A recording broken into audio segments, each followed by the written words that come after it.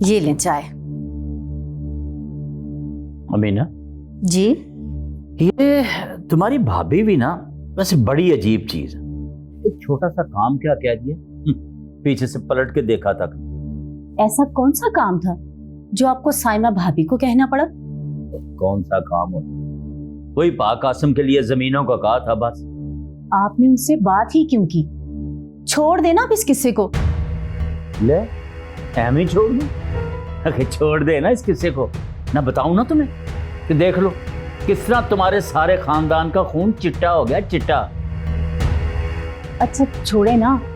आपको पता है इब्रार भाई और साइमा भाभी आज अमल का रिश्ता देखने गए थे। जल्दी? अमीना, मतलब है कि अमल तो अपनी ज़ारा से भी छोटी है। नहीं नहीं, कहाँ छोटी है, बस कुछ महीनों का ही फर्क है। अच्छा अमीना, मैं तो कहता हूँ कि फिर हमें अपनी ज़ारा के बारे में नहीं सोचना चाहिए। अच्छा आपका अली के बारे में क्या ख्याल है? अली?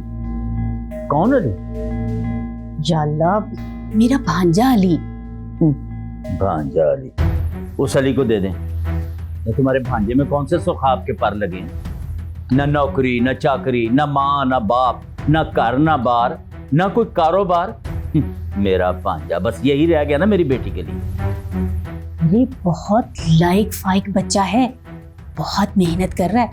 आप देखिएगा इंशाल्लाह जल्द ही किसी अच्छे मुकाम पर पहुंच जाएगा। हाँ, तो अब उसके किसी अच्छे मुकाम पर पहुंचने तक मैं अपनी बेटी को घर की दहलीज पर बैठाए रखूं? वाह, मेरी बात सुन। मैं तो कहता हूं कि अगर कोई अच्छा रिश्ता मिलता है ना तो हमें ज़ारा का रिश्ता कर देना चाहिए।